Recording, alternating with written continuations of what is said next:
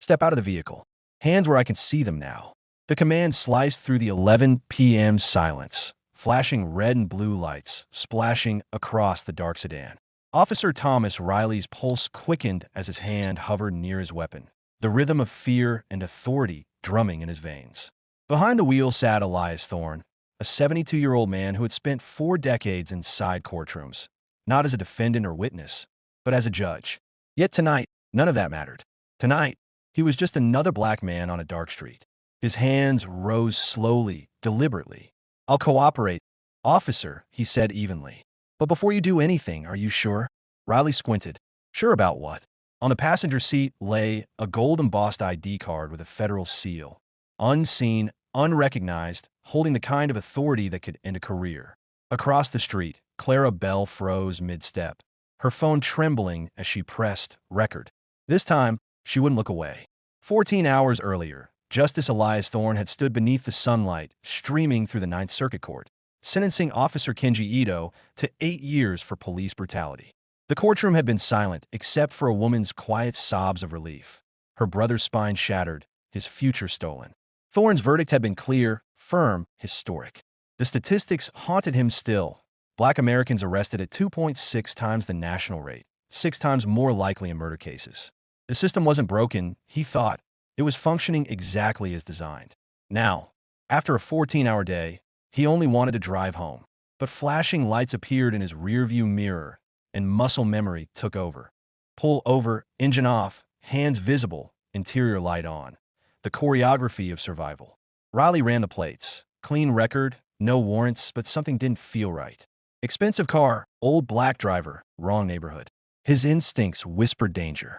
His career had been stagnant, 3 months without an arrest. Maybe this was the night it changed. "License and registration," Riley ordered. Thorne complied, calm but tired. "Do you know why I pulled you over?" "No, officer." "What are you doing in this area?" "Driving home from work." "Work? What kind?" "Federal government." Riley smirked. "Federal government or federal prison?" Thorne's voice stayed steady. "Is there a problem, officer?" "Step out of the vehicle." Across the street, Clara Bell's heart hammered.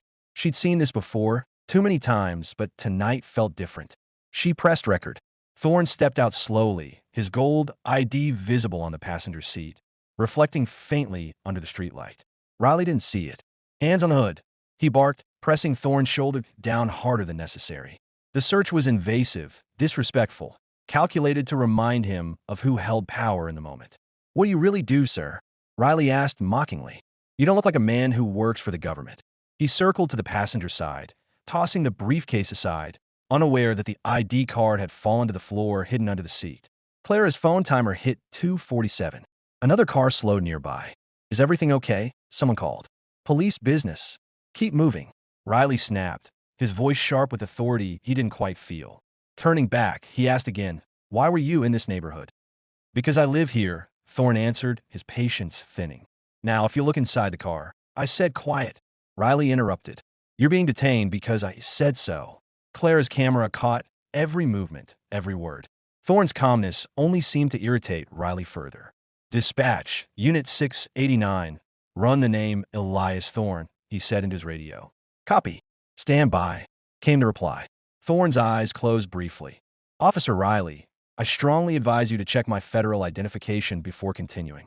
Riley leaned in through the open door, kicking something metallic by accident, the hidden card sliding deeper under the seat. "There's nothing here," he muttered. "You playing games with me?" 689, the radio crackled again. Vehicle comes back clean. "No wants, no warrants." Riley's frustration deepened. "Run it again," he ordered. "Check for unpaid citations, anything." Thorne stayed silent, exhaustion pressing on his shoulders. Clara's video hit 6:30, her battery nearly gone. She stepped closer. "Ma'am, back up," Riley barked. "Public sidewalk," she replied firmly, not lowering the phone. The radio returned. Negative on citations. Subject is clean. Riley's hand began tapping against his gun, a nervous tell. "I'd like to call my attorney," Thorne said. "You're not under arrest." "Then I'm free to go." The legal precision in Thorne's tone made Riley flinch. "Turn around." "Hands behind your back," he demanded, grasping for control. Clara's voice cracked across the tension. "I'm recording this." Thorne's eyes lifted to the streetlight, reflecting years of dignity worn thin. Officer Riley, he said quietly. Do you know who I am? Riley's grip tightened. I don't care who you are. A distant siren wailed. A second patrol car responding to the call. Clara's screen flashed, low battery, 10%. She prayed it would last. Dispatch. A new voice came through the radio, confirming ID for Elias J. Thorne. Wait, is that Justice Thorne? Riley froze, his expression collapsing. The name hit like a gunshot. Silence stretched, long and unbearable. His hands slowly dropped from the cuffs. The realization came too late. Across the street, Clara whispered, "Oh my God." The second patrol car screeched to a stop, officers spilling out, their faces pale under the rotating lights. One of them recognized the man immediately. "Justice Thorne," he said, stunned. "Sir, are you all right?" Riley's mouth opened, but no sound came.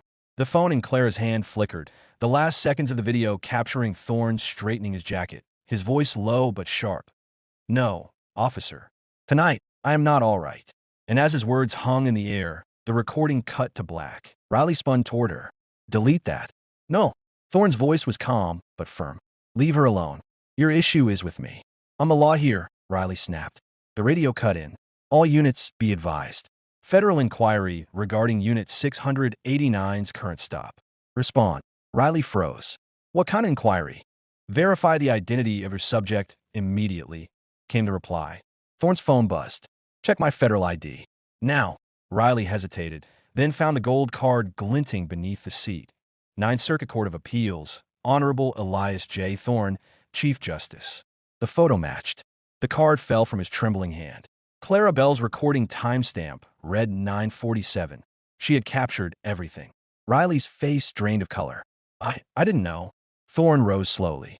"No," he said quietly. "You didn't." A blue sedan pulled up. FBI plates. Two agents stepped out. "Justice Thorne," one said, "we've been trying to reach you." The other agent picked up the ID card, eyeing Riley. "Officer, we need to talk." Riley stammered, "Sir, I didn't know you were a Chief Justice." Thorne's calm turned cutting. "I didn't know I was human." He took a step closer. "Blackmail in an expensive car. That was your probable cause? Or did you assume a black man couldn't own it legally?" Agent Hayes showed his phone. 7 prior complaints against Riley, all from black residents, all dismissed. The pattern was undeniable. Clara Bell stepped forward. "I have 14 minutes of video.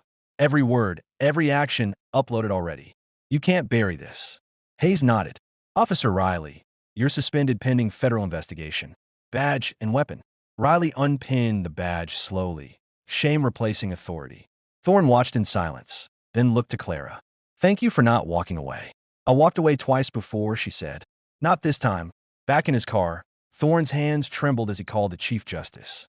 "It should have mattered because I'm human," he said softly. The badge just proved what should have been assumed. The next morning, reform began. Thorne demanded mandatory bias training, body cameras for every officer, and a civilian oversight board chosen by the community. The chief of police agreed, avoiding a federal consent decree. 6 months later, at a community center on Morrison Street, 73 people filled the room. Clara Bell, now the first member of the oversight board, sat beside Thorne. Ms. Lena Wells, once a victim of Riley's profiling, spoke through tears.